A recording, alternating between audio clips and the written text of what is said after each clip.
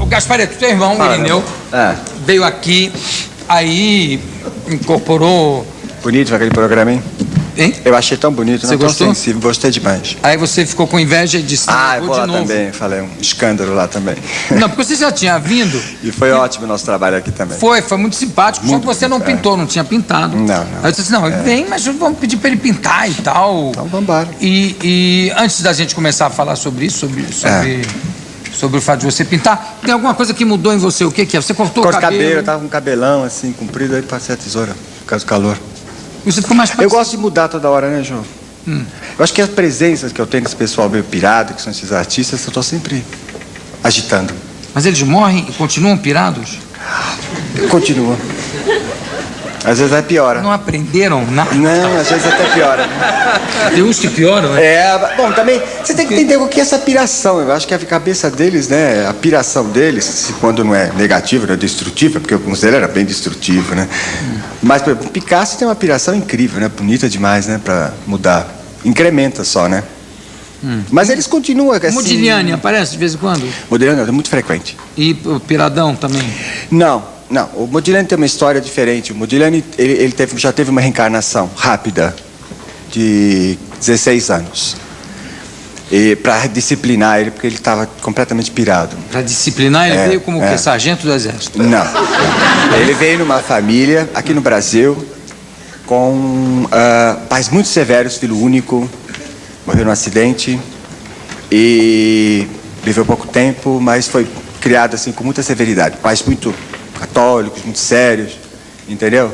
E ele isso melhora ele, Modigliani, lá? Melhorou, porque ele aceitou o negócio. Ele não conseguia se controlar, ele estava muito pirado, né? Ele não conseguia se controlar. Quer dizer que você morre, Jô, e às vezes você, em vez do teu processo, a pessoa fala, morreu, descansou, não é bem assim, né? Às vezes o processo fica pior, fica mais ativo. E é mais difícil para essas pessoas, né? Então você pega um Van Gogh, por exemplo, que morreu louco. Foi terrível. Suicidou. Como é que ele está hoje em dia? Olha, veja só, precisa você ver, ele está bem. Ele está bem. Ele tem um profundo conhecimento de metafísica. Ele me ensina muito quando a gente consegue se encontrar. Mas a primeira semana que ele veio, já faz muitos anos, né? A primeira semana que ele veio, só de se aproximar daqui da Terra, das coisas dele, porque eles têm que tentar pintar como eles pintaram há 100 anos atrás, sei lá, né? Então eles têm que se concentrar um pouco com aquela personalidade deles para tentar fazer alguma coisa semelhante. Senão ninguém sabe que é um Van Gogh, né? Já que a proposta era pintar para mostrar que eles continuam vivendo. E ele se ligava com aquilo. Eu quase pirei, João. Eu quase pirei. Foi uma semana terrível, não sabia o que estava acontecendo. Pensei que tinha já pego um obsessor, né? De vez em quando a gente pega assim, uns clientes assim, meio terríveis, entendeu? Desorientado, Quem Como é que se sabe livra disso. disso? Como é que faz? Show, sobe? Olha, até às vezes dá. Sobe, sai, passa daqui. Depende de quem, quando e que intenção. Das vezes, a pessoa não tem noção que está morta, né? Ela não tem noção direito.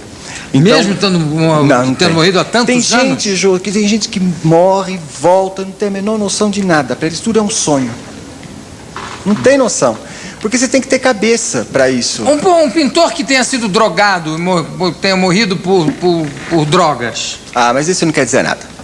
Porque às vezes a experiência da droga é uma experiência tão dura para quebrar as ilusões da pessoa e o orgulho da pessoa, que ele morre drogado, mas ele sai vitorioso, ele consegue se libertar. Mas lá em cima a cabecinha dele continua maluca como era aqui? Eles passam por tratamento, depende da pessoa, passa por tratamento de readaptação. E se a pessoa consegue se firmar legal, então tudo bem. Entendeu? Senão, às vezes, continua num ciclo de evolução. Depende de cada caso. Cada caso é uma história. Olha, eu tenho estudado muitas histórias, mas cada caso é um caso. É muito interessante. O teu irmão esteve aqui, o Irineu esteve aqui, e aí ele se apresentou incorporando o Cazuza. John Lennon, o Cartola e o Cazuza. Certo? E disse que tinha um monte de gente em volta aqui assistindo o programa. Disse que estava o Elvis assistindo, eu fiquei até muito lisonjeado. Eu digo, poxa, tá aqui, o Elvis está aqui louco para descer, mas não desceu porque entrou o John Lennon no lugar e que tinha feito uma música para mim na véspera.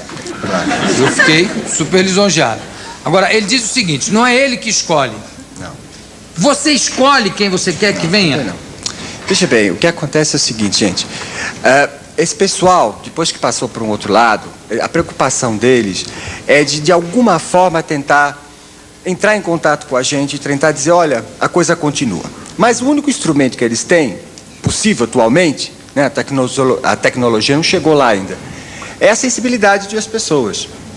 Coisa Sim. mais antiga que existe aí é a questão da mediunidade, né? Então eles se ajuntam. Mas antes da gente reencarnar, eu, meu irmão, minha mãe, a gente tem notícia de a gente se planejou, nós vamos nascer juntos, vamos se ajudar, vamos fazer um trabalho só, um ajuda o outro. Você tá Sua mãe recebe que tipo de mamãe entidade? são os romances. Mamãe tem quase aí 30 anos com uma série de romances, né? A psicografia. Ela só psicografa? É, só psicografa. Mas também recebe as entidades e tal. Mas é a psicografia que está aí há muitos anos. Eles mentem muito? Os espíritos? É. Tem uns que Depende. descem em mente? Depende. Mentem? Depende. É. Depende. Por exemplo, quando eu comecei, você vê, começaram a assinar esses nomes, eu desconfiava. Alguns eu conhecia, alguns eu não conhecia. Um cara chegou lá, pintou um quadro bonito, falou, e botou o nome Halls. Eu nunca tinha visto Halls na minha vida. O que é Halls? Para mim, não sabia nem o que era. Depois eu ia procurar e tal, para ver na literatura se eu encontrava alguém com aquele nome, o que estava acontecendo. Mas mesmo assim, é um processo delicado, porque a mediunidade é um negócio muito segura, muito certa. Isso é meu inconsciente, isso é uma piração minha. Você precisa de provas e mais provas, você precisa testar, você precisa ter o pé no chão. Porque é um universo difícil. É um universo difícil. Você falou uma coisa que foi muito interessante, deu muito fax aqui, muita carta, que você disse o seguinte, que depois que a pessoa morre, que os espíritos lá, eles continuam transando, têm relações sexuais. Tem. E eu digo, como é que é possível se a relação sexual é uma coisa tão material, tão ligada à carne, e eles chegam ao orgasmo e tudo no astral? Jô, veja bem, principalmente se você vai ter uma reencarnação. Vamos supor. O orgasmo no além? Claro. Aliás, o orgasmo já é uma coisa do além, né? O orgasmo, a Via Láctea é um imenso orgasmo do além. Não é isso? Mas não é. Mas não é isso. Eu tenho uma forma de pensar. Eu acho que é na hora do orgasmo em que a vida é mais intensa, mais real, mais presente para o homem.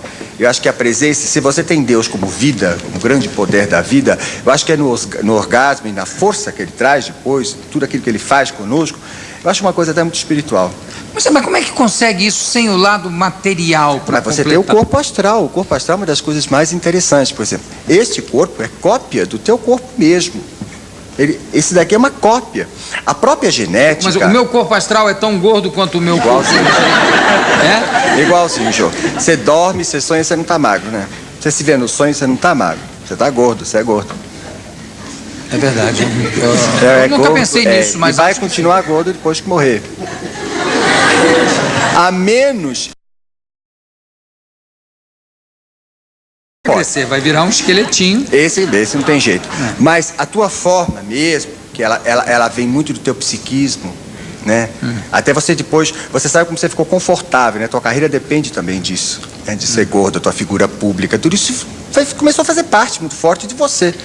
Se por um momento a gordura foi, sei lá, uma condição vida do teu emocional, sei lá, que você ficou gordo por se defender, sei lá o quê, qual foi a tua causa de que você desenvolveu isso, depois a gordura também começou a passar a ser parte do teu clichê, a ser parte da tua vida, começou a ser uma coisa bonita até, né? Fonte de sucesso e carinho das pessoas. Então aquilo vai ficando.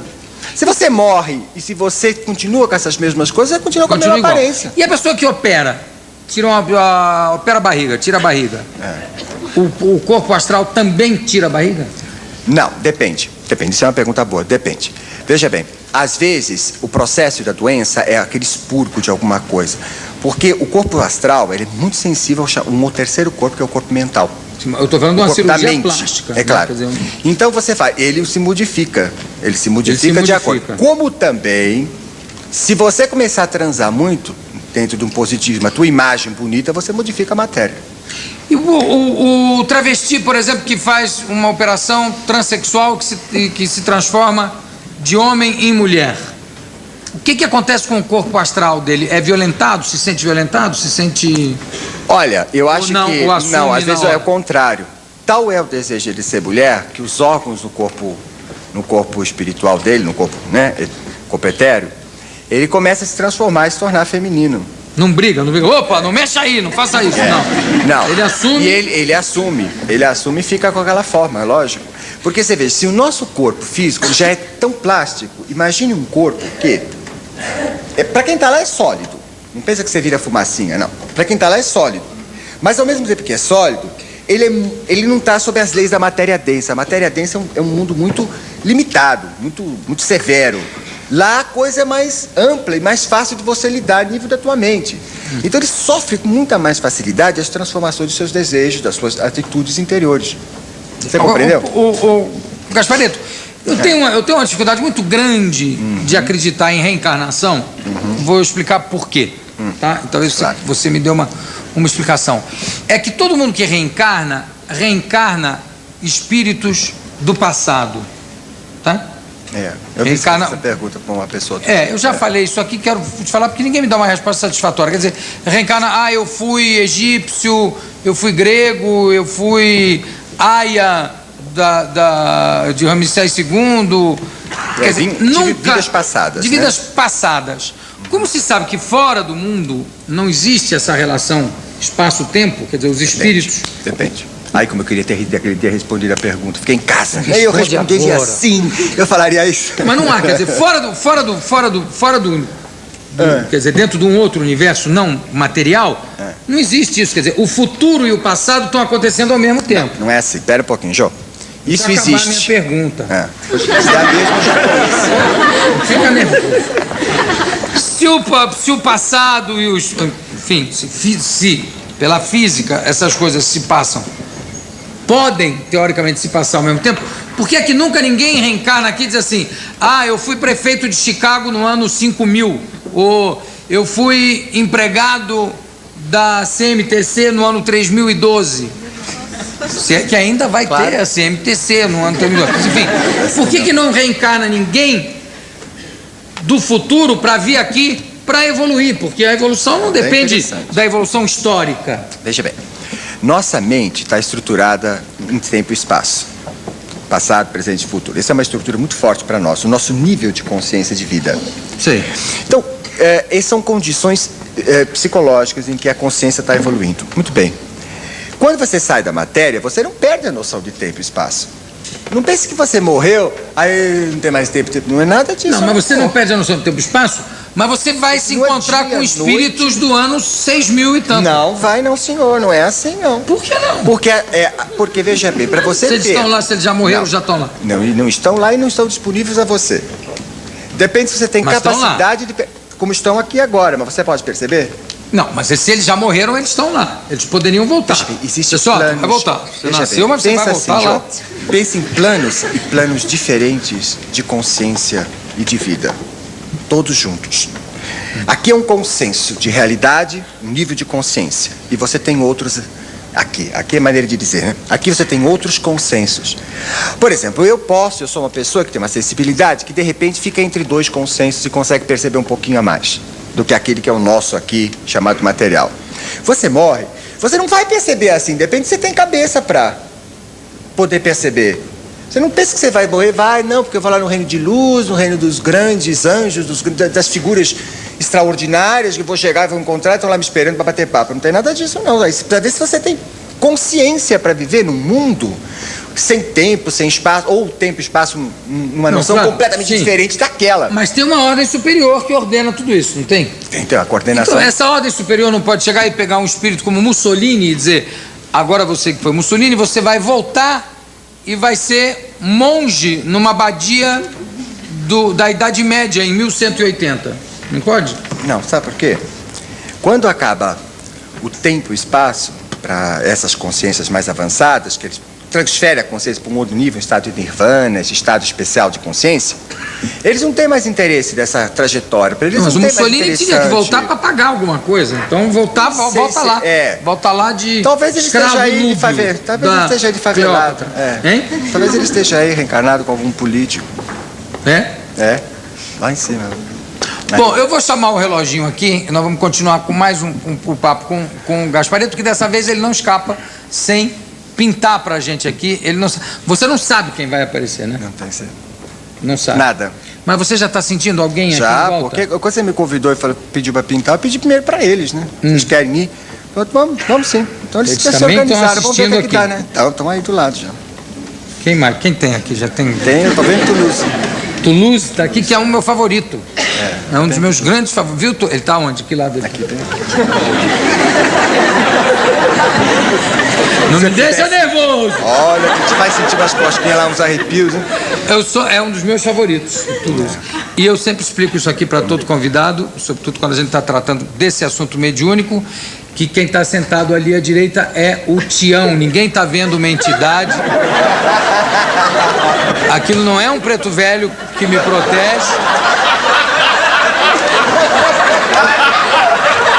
Ele me protege, sim, mas em carne e osso. Não é uma entidade que está ali. Porque, de repente, o Gaspareto pode dizer, ó, tô vendo um outro pintor ali que eu não conheço.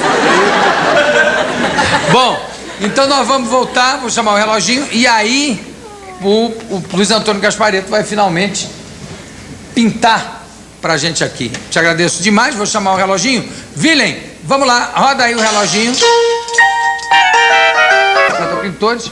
E que agora aqui nesse nosso segundo bloco, nós vamos passar para lá. Porque tá eu vou ficar, né? Tem que ficar ajudando, né? Ah, por favor. Eu vou ficar de cambono de pintor. Você já imaginou? O maior prazer. Vamos lá, microfone lá. Precisa de alguma coisa especial, Gaspareto? Não, eu só vou botar isso daqui, vocês me permitem, porque eles fazem uma sujeira. Fazem uma sujeira? Limpinha, né? Vamos ver como é que fica até o... Sei. Talvez seja bom também. Alex.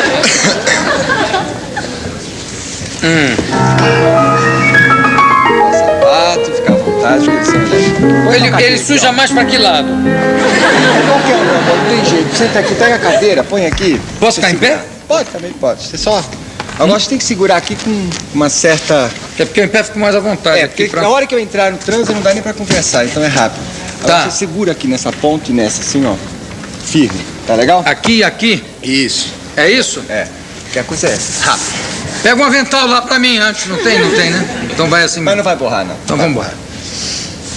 Dá um som. Deixa eu me concentrar no sol.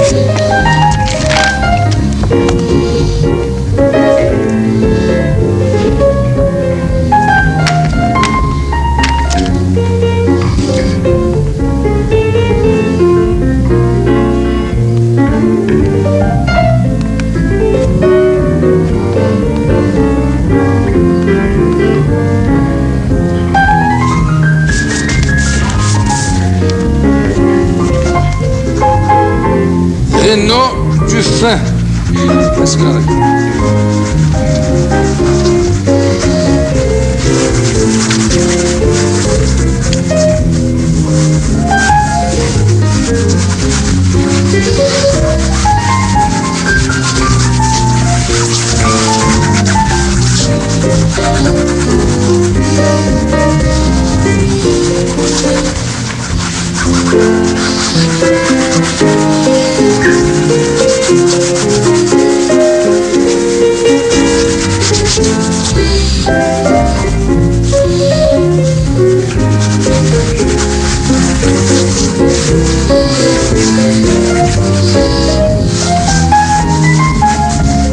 quero ver se vai pintar um Lautrec aqui, né?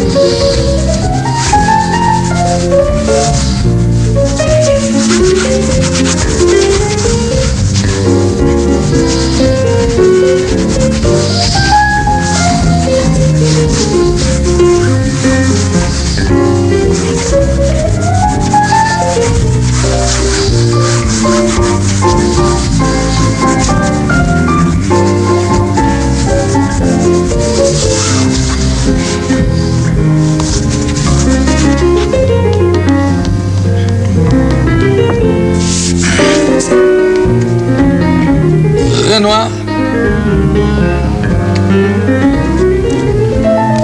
Lá em cima teu nome que não deu pra ouvir. Tissot. Tissot em cima, Renoir embaixo.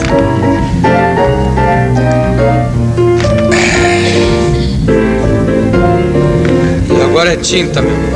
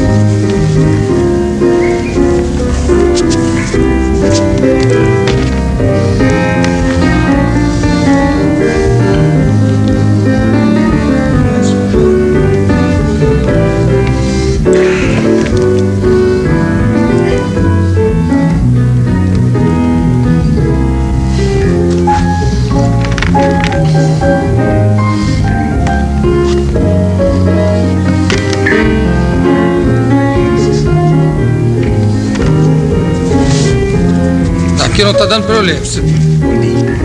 Monet? Monet.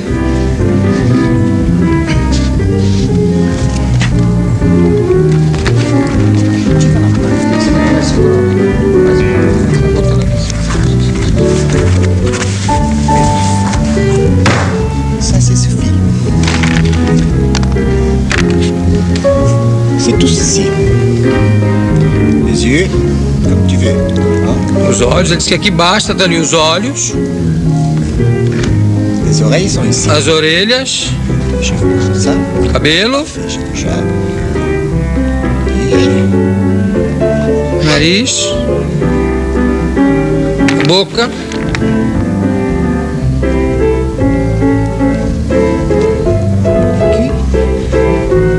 Já. Ça.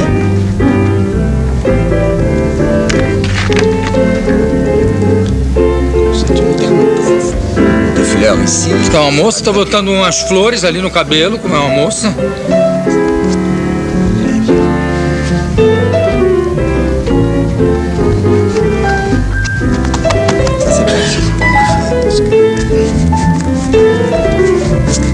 Tá botando.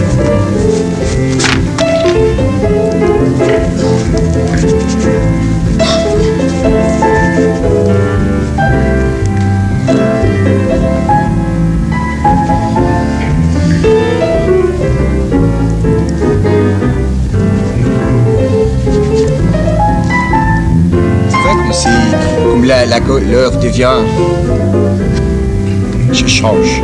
Diz que ver como a cor vai mudando, à medida que vai misturando.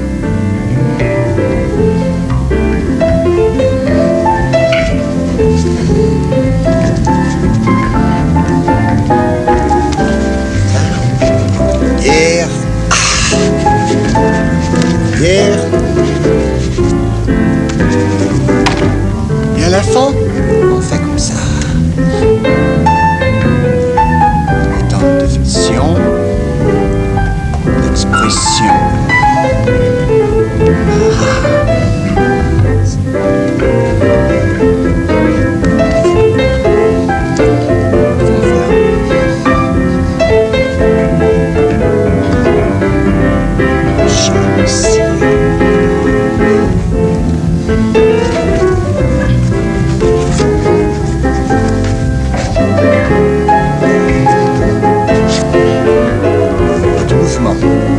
Do movimento todo. Mouvement donne des forces à l'expression. Quem é? Ça, c'est des Henri. C'est le dit de Toulouse, ça, c'est le grec. Henri de Toulouse. Henri Toulouse-Lautrec. Fini? Toulouse-Lautrec aqui.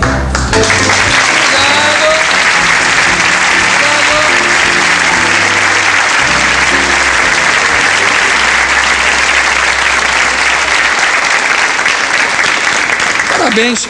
Traz um paninho pra mim aqui. Porque um deles fez questão de me sapecar. Tem um deles que era bem sacana, fez questão de me... É para você não sujar o quadro. Pra eu não sujar o quadro. Não, foi muito simpático. Vamos passar pra lá. Você precisa de um pano, mas de um pano, né? É acrílico? Tinta acrílica? Tudo bem, mas de qualquer forma já fica aqui.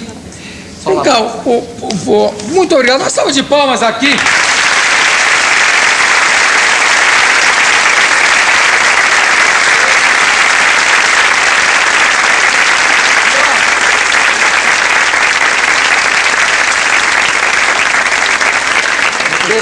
Aquele ele fez de ponta cabeça, né? Aquele é o contrário que ele pintou. Ele pintou de ponta cabeça. Vai virando aqui, Alex. Um esboço rápido também, né, Jô? Eles fazem um negócio bem rápido, sim. Claro.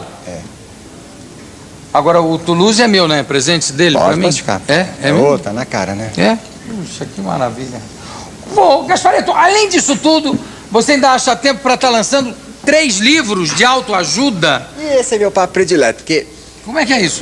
Olha, Jô, cada um tem uma visão de vida, né? A minha visão, a partir de todas essas experiências, foi de que, realmente aqui no Brasil, né, a gente tá precisando de muita ajuda no sentido moral, no sentido de modificação. Então, eu estou muito ligado a esse movimento de autoajuda. Como é que eu posso ensinar as pessoas a usar o potencial delas? Então, meus livros, meus cursos, eu tenho um programa de rádio, todas as manhãs, né, lá na Difusora São Paulo, onde eu estou lá ensinando o que eu posso ensinar, né, porque eu também tenho formação de psicólogo, etc., de ensinar como você transar as suas culpas, a sua vida emocional, como você se abrir para um poder maior que está dentro de você, quer dizer, a coisa da sabedoria, da inteligência, da esperteza, enfim, procurar despertar as pessoas para o potencial que há nelas, mas que elas sejam responsáveis por ela. Porque eu não sou a favor assim, de sectarismo, religião, essas coisas, eu sou meio independente, porque depois que eu conheci a vida astral, você fica muito independente, puxa, o ser humano é o ser humano. Tá que a gente usa as escolas religiosas, a gente tem as escolas políticas, filosóficas que mais nos afinizamos, isso tudo faz parte da gente. Mas o homem, ele é uma expressão grande do universo, ele precisa conhecer isso, que ele é independente. Esses livros você trouxe aqui hoje? Não trouxe, Jô. Não trouxe. Eu vi com o negócio da pintura. Mas, querido, eu tô com um livro agora que chama-se Se Liga em Você. Eu fiz um para adulto e fiz um para criança. Esse de criança é uma gracinha, porque eu digo para criança que ela tem uma luz no peito dela. Quando ela pensa legal, essa luz acende. Quando ela pensa negativo, né? Pensa ruim, a luz se apaga e ela fica triste. Então, com isso eu vou ensinando o que é medo, o que é culpa, o que é desilusão, como é que ela usa a imaginação para não criar desilusões. Então eu vou ensinando devagar e simples ela se movimentar dentro do universo dela. Que é uma coisa que a gente não tem, né, gente? A gente vai para a escola, desenvolve intelecto, mas a nossa consciência de nós, emocional, nós somos infantis, né? Claro. A maioria de nós tem 3 anos de idade, né?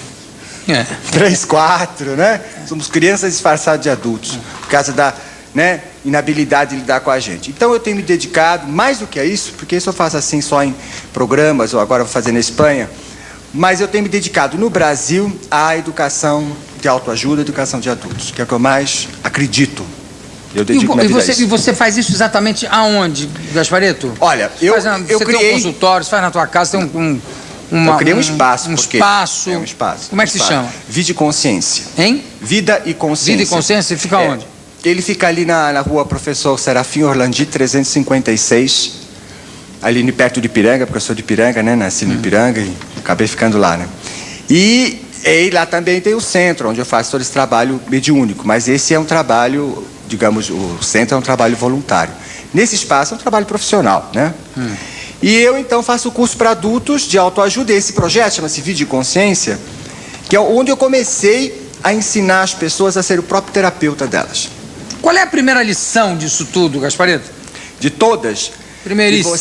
Essa é a mais chocante, João. Que você é 100% responsável por você. A matar a vítima. Bom, eu conversei... eu conversei aqui com o médium Luiz Antônio Gasparetto, que agora está dedicando uma grande parte do seu tempo a autoajuda, a livros sobre autoajuda, a ensinar as pessoas a serem responsáveis por elas mesmas. Gasparetto, muito obrigado. Um abraço a você, ao Toulouse e a todos aqueles que estiveram aqui junto conosco. Uma mesa, se não me engano, tem um Renoir. Tem um Renoir e tem um Tissot. Que é aquele que foi feito com as duas mãos ao mesmo tempo, né? Um espírito em cada lado. Muito obrigado. Daqui a pouco a gente volta.